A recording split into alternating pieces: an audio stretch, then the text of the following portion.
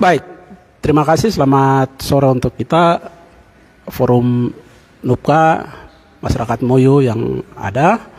Hari ini kita bicara terkait dengan bendungan di Kali Moyo. Kami masyarakat Moyo semua sepakat untuk menolak. Mengapa kami menolak? Itu tentu kami punya alasan. Peristiwa hari ini, penolakan ini bukan sesuatu yang baru. Sebetulnya sudah terjadi di 2018, kami sudah menolak. Nanti juga akan disampaikan oleh Ambang Marius. Ada beberapa pertimbangan yang kami menolak. Pertama itu Kali Moyo dan Ninati itu situs sejarah Gereja Katolik masuk di Tanah Moyo. Bukti peradaban manusia Moyo hari ini itu keluar dari Ninati. Maka kami sepakat. Yang kedua, kali atau Sungai Moyo itu nama identitas manusia Moyo hari ini. Ya. Dan yang ketiga, mempertimbangkan aspek ekologi, lingkungan, dan lain-lain. Ya. Termasuk di situ tempat situs-situs budaya yang dalam bahasa Moyo disebut dengan Ketpon Bon itu. Sehingga hari ini kami bicara tentang bendungan. Sebetulnya kami masyarakat Moyo menolak dengan beberapa pertimbangan tadi. Memang dinamika ini kami alami. Ketika pergerakan awal bendungan dari 2018 dan dia hilang, silent, dan dia boleh muncul di 2021 dan 2022, itu dinamikanya cukup panas di internal masyarakat Moyo. Tetapi puji Tuhan, teman-teman jalan mulai sosialisasi, memberitahukan kepada masyarakat bahwa ini ada dampaknya. Ya, ini ada dampaknya yang akan terjadi untuk masyarakat Moyo. Sehingga kami berpikir implikasi-implikasi itu ke depan, kami berusaha untuk meyakinkan masyarakat. Dan juga kami meyakinkan pemerintah bahwa apakah tidak ada alternatif lain model pembangunan yang didorong di daerah Moyo. Bagi kami, hari ini bendungan itu bukan sebuah kebutuhan. Ya, kalau kita bicara antara kebutuhan mendesak dan itu penting. Tapi untuk hari ini dia mendesak atau tidak? Kebutuhan listrik misalnya hari ini kita bicara. Kebutuhan listrik hari ini sudah tercukupi. Ya. Yang sebetulnya kami mau adalah bagaimana akses pendidikannya, akses kesehatannya, akses infrastruktur, perumahan, sarana transportasi. Itu jauh lebih penting ketimbang kami dorong bendungan. Bicara kalau dari sisi ini sebetulnya bahasa-bahasa klasik yang dibangun untuk kesejahteraan tenaga kerja. Hari ini kita lihat berapa penduduk masyarakat yang ada di sekitar Ninati. Itu berapa? Tidak sebanding dengan apa yang dibayangkan. Ada kekhawatiran kami ketika ini dibuka, ini bisa terjadi migrasi. Orang Moyo kalau di dalam tradisi orang Moyo, itu dia pergi ke tempat dusun orang lain, dia tidak mungkin akan bikin apa-apa. Sehingga supaya itu tidak terjadi, coba kami antisipasi hal ini. Itu yang pertama. Yang kedua, bicara manusia Moyo memiliki satu kesatuan. Itu dari Moyo di bawah, Kamindip sampai di Ningrum. Kali Moyo itu membuat orang Moyo hidup di kali itu. Jadi hari ini bicara tentang pembangunan bendungan di Ninati, jangan lupa itu bukan hanya milik saudara-saudara di klan Yonggom, tapi itu juga ada Kakait di bawah, ada Kamindip di bawah di Muara, ada Ningrum di atas.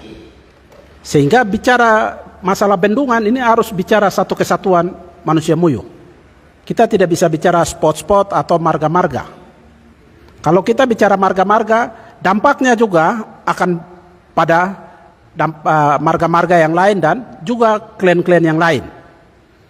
Sehingga kami berharap pemerintah daerah dan juga pemerintah pusat harus memperhatikan hal ini. Pihak lain juga, misalnya gereja. Gereja dalam hal ini kita berharap gereja juga mempertimbangkan hal ini. Karena mengapa itu kami lakukan? Karena itu merupakan situs sejarah gereja Katolik masuk di Tanah Muyu. Mulai dari Muara, kayak Pak Petrus Subur datang lewat Kalimuyu sampai di Ninati. Dari situ awal peradaban suku Muyu. Sehingga momen penting hari ini kami juga berterima kasih kepada teman-teman dari LBH, Walhi, Greenspeed, dan Pusaka untuk sama-sama membantu kami terkait dengan bagaimana mengadvokasi rencana pembangunan bendungan di Kalimuyu. Nanti terkait dengan pernah ditolak pada tahun 2018 nanti disampaikan oleh Abang Marius. Terima kasih.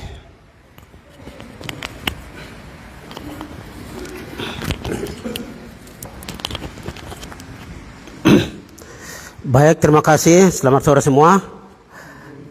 Ya, pada kesempatan ini kami menyampaikan bahwa berhubungan dengan penolakan bendungan, tentunya berangkat dari awal pertemuan tahun 2018, 1 September 2018.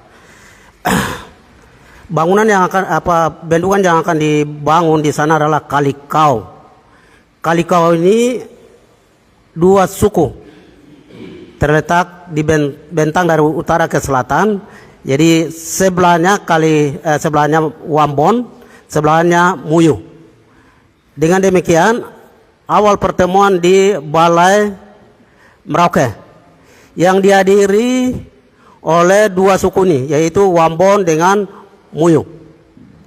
Selain itu juga dihadiri oleh pemerintah daerah Kabupaten Bovendigul, yaitu Bupati almarhum, dan dari Kementerian Pengairan dari Kementerian juga turut hadir, serta Balai dari Merauke. Pada saat kami pertemuan itu juga dihadiri oleh Uskup Agung Merauke, ya, Nikolaus Adi Saputra. Pada saat itu kami sudah menolak dan membuat pernyataan, kami sudah tanda tangan semua. Dengan demikian, bendungan Kalimuyu yang ada muncul ini sebenarnya itu satu paket. Satu paket. Itu dia muncul setelah 4 tahun ya, 18 sampai dengan 2022, yang muncul ini 22. Dengan demikian, secara adat atau masyarakat Muyu Wambon dan pemerintah, uskup dan kementerian dari Kementerian Pengairan dari Jakarta maupun dari Kabupaten Merauke, kita sudah sepakat bahwa kami sudah menolak dan membuat pernyataan itu. Kami secara adat, kami sudah buat dari teman-teman Wambon, ada penguburan batu. Batu ini adat. Jadi persoalan tidak boleh muncul lagi. Itu Wambon dengan Muyu sama, adatnya sama, tidak robah. Apabila tanah yang atau batu yang kita kubur itu, siapa yang berani mengeluarkan, itu ada sanksi adat. Itu menjadi catatan kami orang Muyu dan Wambon. Saya kira itu yang perlu kami sampaikan, sehingga teman-teman yang hadir ini bisa dapat mengetahui semuanya. Sekian dan terima kasih. Waktu selanjutnya kami berikan ke Maria. Baik, terima kasih. Kenapa sampai harus kami menolak bendungan di Kalimuyu saya ini sebagai perempuan Muyu yang melahirkan anak-anak Muyu. Dampak, saya bicara soal dampak. Kenapa sampai kami harus tolak bahwa dampak itu mereka ambil tanah itu 1.490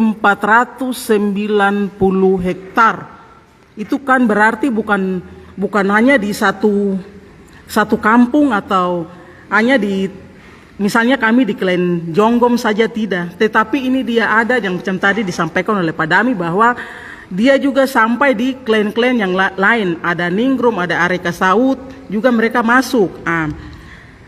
Kalau misalnya bendungan ini ada, itu kami punya tanah itu hilang itu 1.490 hektar itu hilang. Padahal itu hiduplah manusia Muyu. Manusia Muyu ini ada laki-laki, perempuan, anak, orang tua semua hidup di kampung. Ini akan hilang. Terus anak-anak dengan manusia Muyu ini akan dibawa kemana kalau misalnya tanah diambil itu? Mereka tidak bisa pergi tinggal di dusun orang lain. Di orang Muyu itu saya jangankan belum ada bendungan, masih kampung saja. Misalnya saya mau pergi berburu babi itu dia lari di dusun sebelah, saya harus pergi kasih tahu kepada orang yang punya dusun, baru kami bisa ambil. Apalagi pergi tinggal di orang punya dusun yang sekian lama yang mereka punya dusun sudah diambil, itu tidak bisa. Itu yang pertama. Yang kedua adalah kami punya tempat-tempat pemali. Tempat pemali dalam bahasa Muyu bilang ketpon bon.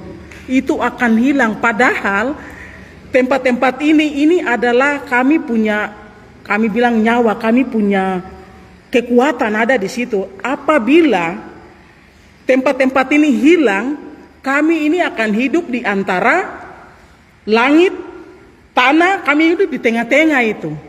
Jadi kami hilang, kami tidak ada nafas begitu. Walaupun kami hidup, tapi sebenarnya kami sudah mati begitu. Kami mati sebelum meninggal. Di tempat ini juga ada pohon sagu, ada pohon kenari, ada pohon karet, ada durian.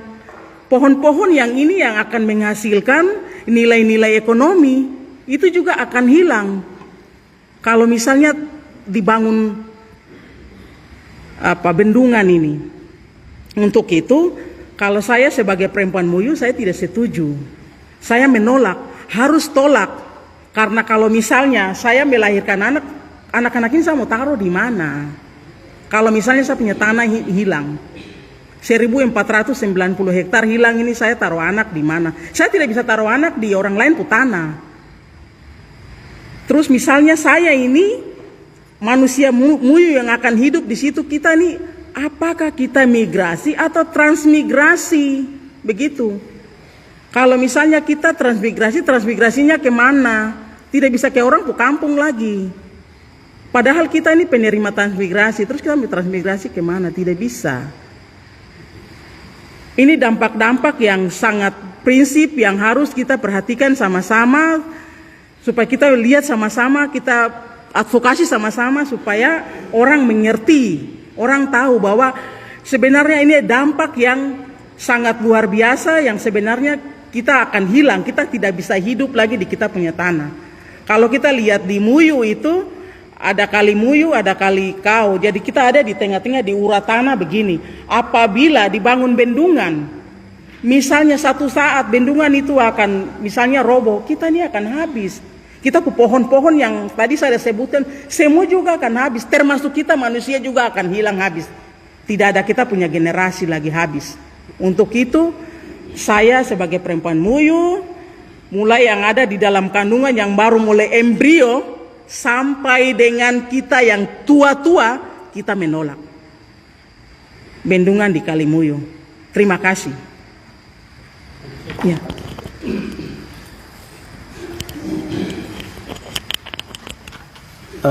Dari luasan itu kurang lebih 1.145,91 hektar.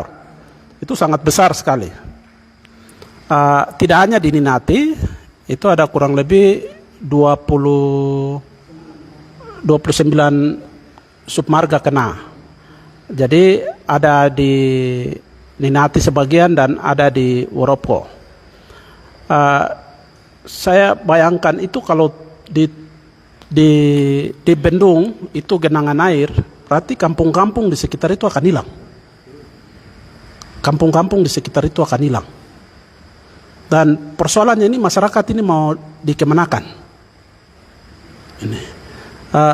Minta maaf selama teman-teman dari konsultan dari AMDAL mereka turun, mereka juga tidak pernah memberitahukan dampak negatif dari bendungan itu sendiri. Kekhawatiran kami itu ketika daerah itu dibendung dan itu air semua, masyarakat ini kemana? Kekhawatiran kami ini ada dua hal. Pertama, bisa terjadi migrasi ke PNG, itu mereka akan keluar ke sana. Karena mereka mau kemana lagi? Mereka mau kemana?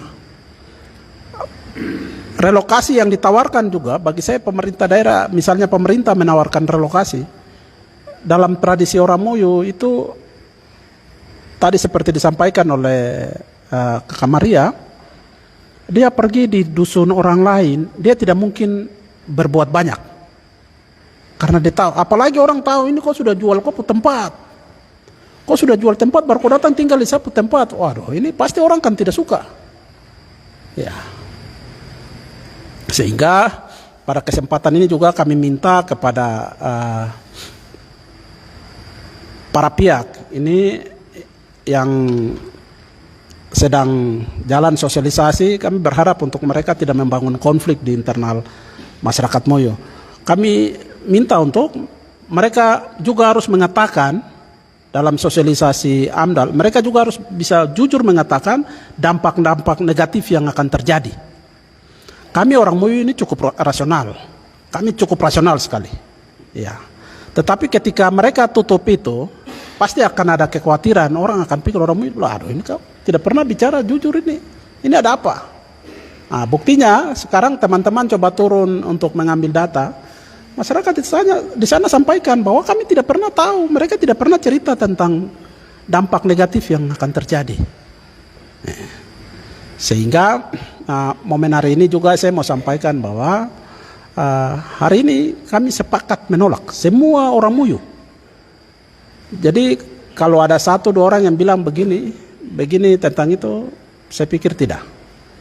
Bukti gereja, saya pikir gereja juga pasti akan berpihak kepada umat. Kemarin tanggal 10 Bapak Uskup sudah sampaikan bahwa orang Moyo, saya percaya orang Moyo tidak jual tanah. Itu. Saya pikir ini ada makna terbesar dari pernyataan itu.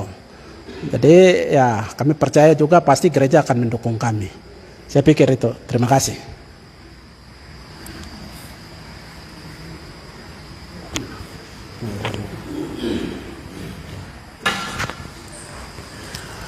Oke, selamat sore buat semuanya. Selamat sore juga bagi yang sedang mengikuti konferensi pers ini. Tadi sudah banyak disampaikan ya, baik oleh tokoh perempuan maupun juga tokoh adat dan juga tokoh pemuda dari suku Muyu terkait penolakan bendungan dari berbagai sisi. Nah, dari apa yang sudah disampaikan tadi, pada prinsipnya sejak tahun 2018 itu masyarakat Muyu bersama-sama dengan Bupati Kabupaten Muyu, Bupati Kabupaten Bovendigul serta Uskup Agung Merauke itu sudah menyatakan sikap untuk menolak bendungan, dan sikap itu kemudian mereka kukuhkan dengan pendekatan adat, yaitu mereka menanam batu sebagai bukti penolakan. Saya pikir ini sebuah ritual adat yang wajib dihargai oleh pemerintah. baik pemerintah pusat maupun juga pemerintah Kabupaten Bovendigul serta pemerintah Provinsi Papua untuk kemudian bisa mempertimbangkan kembali rencana pembangunan bendungan di Sungai Muyu. Nah, dengan ditolaknya rencana pembangunan bendungan di tahun 2018, kemudian masyarakat ini dikagetkan dengan adanya rencana pembangunan bendungan lagi di tahun 2022. Nah, di sini kemudian menjadi pertanyaan tersendiri, siapa yang kemudian menginisiasi ini? Karena kami lihat di dalam peraturan presiden ya tentang proyek strategis nasional, itu jelas-jelas disebutkan bahwa di Provinsi Papua tidak ada rencana pembangunan pembangunan bendungan yang dibangun. Itu jelas itu. Nah, kemudian muncul pertanyaan, bendungan di Sungai Muyu itu inisiatif siapa? Kalau pemerintah pusat sendiri dalam proyek strategis nasional sudah menghapus tidak menyebutkan rencana pembangunan bendungan di sana. Nah, kami juga lihat di dalam Perda tentang tata ruang wilayah Kabupaten Bovendigul itu dengan jelas ya menyebutkan daerah atau kawasan bencana, khususnya bencana di bencana alam yang berkaitan dengan sungai. Ini hampir semua sungai itu ditetapkan sebagai daerah rawan bencana. Artinya Sungai Muyu ini juga bagian dari sungai yang rawan bencana. Nah, rencana pembangunan bendungan ini kemudian menjadi pertanyaan tersendiri. Apakah pemerintah provinsi melihat kawasan sungai sebagai rawan bencana atau tidak? Atau pemerintah Kabupaten Bovendigul melihat ini sebagai daerah rawan bencana atau tidak? Kalau seandainya mengesampingkan itu, maka kita sudah jelas-jelas menemukan bahwa ada pelanggaran Perda tata ruang wilayah Kabupaten Bovendigul yang jelas-jelas dilakukan oleh siapa pihak yang berinisiatif untuk mendorong pembangunan bendungan di sana. Entah itu pemerintah pusat ataukah pemerintah Provinsi Papua atau pemerintah Bovendigul itu sendiri. Nah, ini yang perlu menjadi satu temuan pelanggaran Perda RT/RW itu sendiri. Yang berikutnya berkaitan dengan kepemilikan tanah. Kita semua tahu bahwa seluruh wilayah Papua itu adalah tanah adat, baik di darat maupun juga laut. Dan di atas tanah air adat tersebut itu sudah ada pemilik tanahnya masing-masing berdasarkan marga yang ada di setiap suku. Nah, akan sangat tidak logis dan akan sangat tidak etis apabila pembangunan, apapun pembangunan termasuk pembangunan bendungan ini, itu dilakukan hanya dengan mendapatkan persetujuan dari satu orang. Papua punya banyak marga, suku Muyu juga punya banyak marga. Ingat, mereka ada 7 klan. Dalam 7 klan itu ada banyak marga di dalamnya. Jadi tidak bisa kalau seandainya pemerintah pusat berpikir dengan hanya berkomunikasi dengan satu orang, atau pemerintah Provinsi Papua dengan hanya berkomunikasi dengan satu orang dari satu marga, atau pemerintah Bovendigul hanya dengan berkomunikasi dengan satu orang dari satu marga, itu kemudian sudah melepaskan tanah adat. Itu sangat tidak logis dan sangat tidak tepat dengan kepemilikan tanah adat yang ada dan diakui oleh orang Papua dan juga lebih khususnya orang Muyu. Ini kalau memang menjadi pijakan oleh pemerintah pusat, pemerintah provinsi maupun pemerintah Bovendigul, maka kami sudah bisa mengambil satu kesimpulan bahwa pemerintah sendiri yang menginginkan adanya konflik sosial antara marga A dan marga B di dalam komunitas Muyu itu sendiri. Dan ini saya pikir sangat tidak etis kalau kemudian pemerintah terus mendorong hanya dengan bicara dengan satu marga, kemudian itu sudah mengklaim semuanya sudah dilepas. Lebih khususnya kepada pemerintah Provinsi Papua dan juga pemerintah Kabupaten Bovendigul, kan sendiri kita tahu bahwa ada Undang-Undang Nomor 2 tahun 2021 tentang perubahan Undang-Undang Nomor 21 tahun 2001 tentang otonomi khusus. Di dalam situ jelas mengakui tentang hak-hak masyarakat adat, dan lebih khususnya terkait pemanfaatan tanah adat itu wajib bicara kepada masyarakat pemilik tanah adat. Masa hanya satu marga terus pemerintah Provinsi Papua maupun pemerintah Kabupaten Bovendigul mau menganggap bahwa ini semua dengan satu saja sudah mewakili semua. Ingat, kalau seperti itu berarti kita sudah bisa menyimpulkan bahwa para birokrat yang adalah orang asli Papua itu sendiri sedang menyangkal adatnya sendiri. Karena kan mereka tahu tuh, kepemilikan tanah adat itu bukan hanya satu marga, tapi banyak marga dalam satu suku. Lebih spesifik di suku Mui sendiri ada 7 klan, dan di dalam 7 klan itu banyak marga. Jadi saya pikir pemerintah Provinsi Papua maupun pemerintah Bovendigul tidak usah saling tidak usah menghilangkan eksistensi masyarakat adat dan hak-hak serta marga-marga pemilik hak yang ada. Nah, untuk itu juga saya harap untuk kemudian bisa meninjau kembali terkait rencana pembangunan bendungan di Sungai Muyu, karena menurut informasi yang kami dapat, pemerintah hanya mendapatkan kesepakatan dari satu marga saja dan satu orang itu. Ini artinya kan jelas-jelas ini pemerintah sedang melanggar hak masyarakat adat yang dijamin dalam Undang-Undang Otonomi Khusus, juga Undang-Undang 39 tahun 99 tentang hak asasi manusia, dan lebih tinggi lagi pasal 18B ayat 2 Undang-Undang Dasar 1945 yang jelas-jelas mengakui eksistensi masyarakat adat dan hak-hak yang melekat di dalamnya, termasuk juga tanah adat dan juga air adat serta pohon dan sebagainya. Saya pikir ini yang harus kemudian dievaluasi kembali oleh pemerintah pusat maupun lebih khususnya pemerintah Provinsi Papua dan juga pemerintah Kabupaten Bovendigul. Selanjutnya kami juga sangat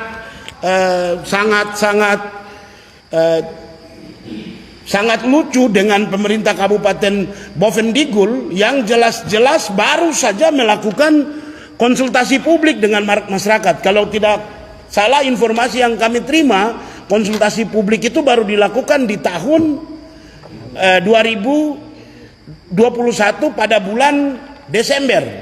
Sementara informasi administrasi lainnya tuh sudah keluar di bulan Februari. Ini artinya administrasi lainnya sudah keluar baru mulai lakukan konsultasi. Ini apaan ini? Kan ada itu asas umum pemerintahan yang baik. Saya harap kepada dinas perizinan maupun dinas satu pintu serta bagian lingkungan hidup untuk kemudian bisa mengevaluasi kembali. Jangan kemudian menunjukkan praktek-praktek yang tidak profesional. Karena kita semua ketahui bahwa ASN itu tunduk pada asas umum pemerintahan yang baik ya, yang diatur dalam Undang-Undang tentang pemerintahan yang bersih dari KKN serta Undang-Undang Administrasi Negara. Kalau ini prakteknya, bisa saja kita laporkan ini ke Ombudsman Republik Indonesia, dan juga bisa juga kita lakukan pengaduan kepada Komisi ASN karena ada praktek-praktek tidak profesional yang dilakukan oleh aparat negara, khususnya di Provinsi Papua dan lebih spesifik di bagian lingkungan hidup dan juga kehutanan serta dinas satu pintu bagian perizinan. Nah, ini yang saya pikir juga penting untuk dilihat, karena praktek-praktek yang tidak profesional dilakukan oleh aparatus negara ini bisa berdampak buruk bagi lingkungan hidup serta manusia yang ada di mana rencana pembangunan itu lakukan. Nah, saya juga mau mengingatkan kepada pemerintah Kabupaten Bovendigul untuk kemudian komitmen dengan peraturan daerah tentang rencana tata ruang wilayah yang sudah dibentuk. Kalau memang di situ sudah ditegaskan adalah daerah rawan bencana, saya pikir itu harus dijaga. Karena kan akan sangat lucu ketika pemerintah sendiri mencanangkan pembangunan yang jelas-jelas sudah mengetahui di sana ada rawan bencana dan kemudian terus melakukan. Itu sama saja pemerintahnya ingin mengarahkan masyarakat menjadi korban bencana alam. Karena pemerintah sudah mengetahui itu. Nah, terlepas dari itu, berkaitan dengan kebutuhan listrik di Kabupaten Bovendigul itu sendiri, saya pikir dengan yang sudah ada saat ini dan salah satu planning yang ada di dalam rencana tata ruang wilayah terkait pengadahan pembangkit listrik tenaga diesel di setiap distrik, itu mungkin menjadi satu alternatif yang tepat daripada membangun satu bendungan besar yang akan mengorbankan sekian banyak elemen di sana, baik itu tanah adat maupun juga hewan maupun juga tumbuh-tumbuhan yang ada di sana. Nah, dengan mendorong adanya pembangkit listrik tenaga diesel di setiap distrik, saya pikir itu sudah betul-betul ingin menjawab kebutuhan masyarakat. Kalau kemudian mendatangkan bendungan, maka pertanyaannya mau disiapkan untuk siapa? Ini kan jadi pertanyaan tersendiri. Kalau memang kabupaten itu untuk masyarakat, ya dorong saja pembangkit listrik tenaga diesel di setiap distrik. Itu saya pikir untuk menjawab kebutuhan masyarakat. Kalau kemudian menghadirkan bendungan yang jelas-jelas tidak ada di proyek strategis nasional, kemudian juga itu adalah daerah rawan bencana, saya pikir ini akan kemudian jelas-jelas bukan untuk masyarakat, namun ada kepentingan lain. Oke, nah selanjutnya saya juga mau tegaskan di sini bahwa karena pembangunan bendungan ini tidak masuk dalam proyek strategis nasional, maka saya bisa kemudian menyimpulkan bahwa itu bukan objek vital negara. Dengan demikian saya minta dengan tegas kepada keamanan, dalam hal ini TNI Polri, untuk tidak berpartisipasi dalam agenda ini, karena ini bukan objek vital negara. Ini kenapa saya sampaikan, karena saya khawatir kemudian jangan sampai terjadi praktek-praktek kekerasan ataupun teror-teror kepada masyarakat untuk kemudian memaksa membangun bendungan di sana, karena itu juga kita belajar dari praktek-praktek yang terjadi di tempat lain. Dengan dasar itu juga saya bisa sampaikan, karena kita tahu bersama bahwa terkait dengan keputusan presiden tentang perlindungan objek vital negara, itu hanya bisa dilakukan kepada perusahaan yang masuk dalam kategori objek vital negara. Dengan tidak adanya bendungan di dalam proyek strategis nasional, maka saya bisa simpulkan bahwa bendungan ini bukan sebagai objek vital negara. Dengan demikian saya harap kepada aparat kepolisian maupun juga TNI untuk tidak berpartisipasi dalam persoalan ini. Kalau memang berpartisipasi, maka kami akan mengkritisi sesuai dengan Undang-Undang Nomor 34 Tahun 2004 tentang TNI yang melarang keterlibatan TNI dalam sebuah bisnis. Berikut juga kepada polisi dengan dasar Undang-Undang Nomor 2 Tahun 2002 tentang kepolisian yang melarang aktivitas anggota polisi terlibat dalam bisnis. Kenapa saya bisa bilang bisnis? Karena yang akan menjalankan proyek bendungan ini adalah aktivitas bisnis di sana. Sementara kita semua ketahui bahwa masyarakat Muyu menolak adanya pembangunan itu. Di sini artinya sudah ada kelompok yang kontra, sehingga kami sangat khawatir akan ada praktek-praktek kekerasan di sana. Untuk itu kami harap untuk tidak terjadi praktek kekerasan dalam upaya masyarakat untuk menolak pembangunan bendungan di Sungai Muyu. Mungkin itu saja yang bisa saya sampaikan. Nah, di sini saya juga bersama-sama dengan rekan-rekan dari Walhi Papua dan juga dari Pusaka serta Greenpeace yang juga mendukung apa yang kemudian menjadi tuntutan masyarakat. Dukungan kami tidak terlepas dari latar belakang keberpihakan lembaga kami masing-masing. Kami sebagai lembaga bantuan hukum yang jelas-jelas ada bersama-sama dengan masyarakat yang miskin, tidak mampu dan buta hukum untuk kemudian memperjuangkan hak-hak mereka.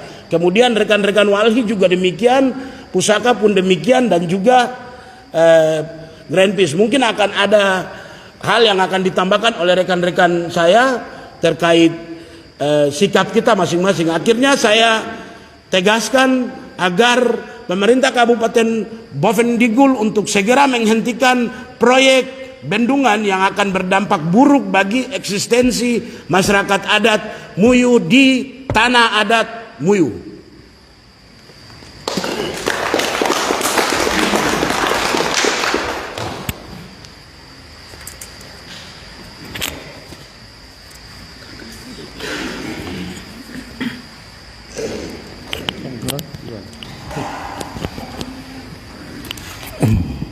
Baik, selamat malam. Juga buat teman-teman yang dimanapun berada.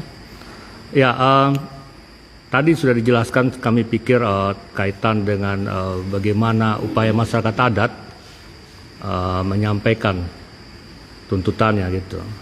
Kami dari Walhi Papua itu juga memandang hal yang sama, yang kaitan dengan aspek filosofis dan sosiologis masyarakat adat, relasi masyarakat adat dengan tanahnya, dengan sungainya gitu, yang sudah terjalin ratusan atau ribuan tahun.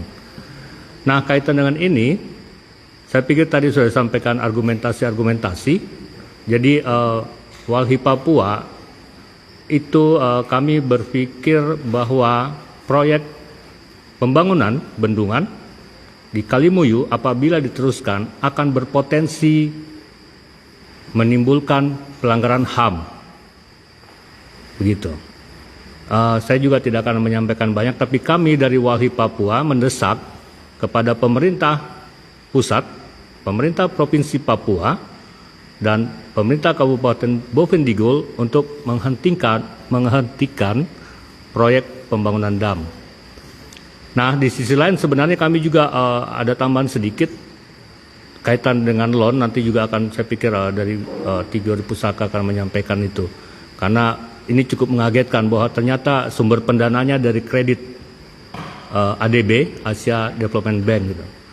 Jadi kami berharap bahwa pemerintah pusat, pemerintah Provinsi Papua, dan pemerintah kabupaten serius untuk memperhatikan soal ini ataupun untuk menghentikan pembangunan dam di Kalimuyu.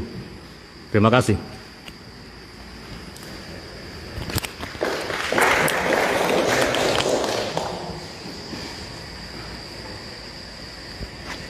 Oke, selamat malam semuanya.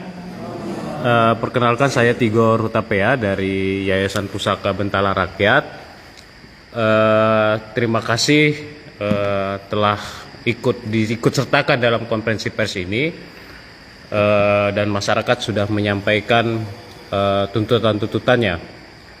Nah, dari kami menyatakan bahwa masyarakat adat itu sudah mempunyai hak-hak sebelum negara ini terbentuk, dan itu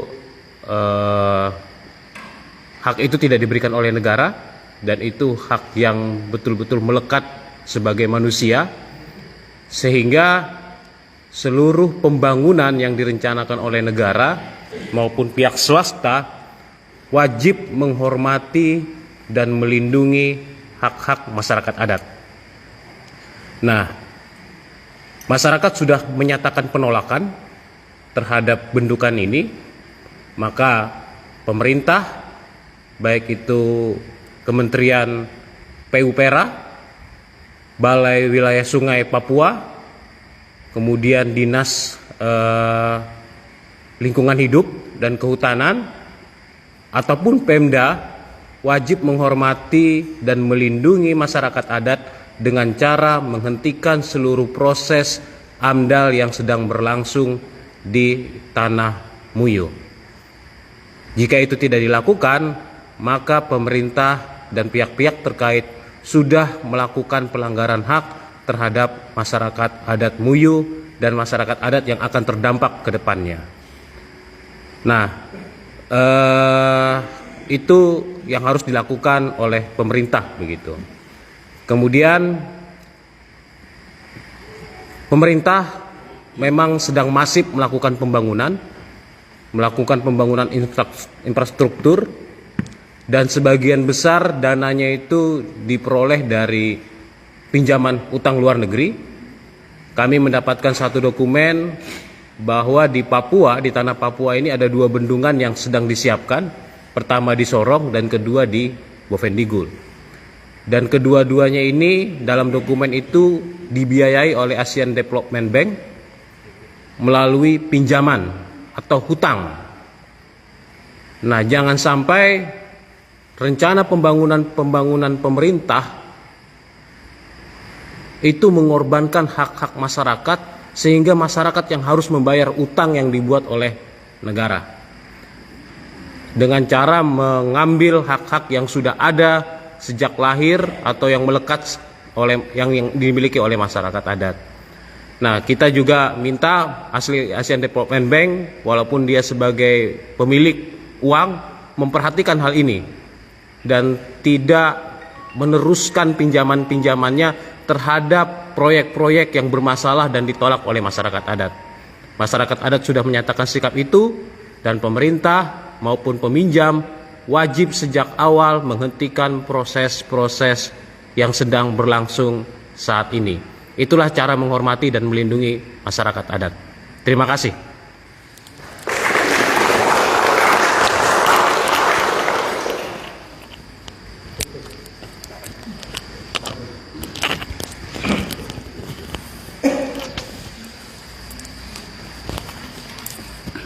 Sebagai closing statement, terima kasih atas dukungan LBH Papua, Walhi Papua, Pusaka. Kami semua sepakat untuk menutup bendungan, rencana pembangunan bendungan di Kalimuyo. Tadi beberapa pertimbangan kami sudah sampaikan. Kami juga meminta dukungan semua pihak, dan khususnya untuk manusia Muyu, untuk kita semua bergandeng tangan untuk kita menolak bendungan. Tetapi bukan kita menolak pembangunan. Ada pembangunan yang ramah lingkungan, pembangunan yang mempertimbangkan aspek kemanusiaan, jauh lebih penting ketimbang pembangunan bendungan. Saya pikir ini yang bisa kami sampaikan. Selamat malam untuk kita semua. Terima kasih.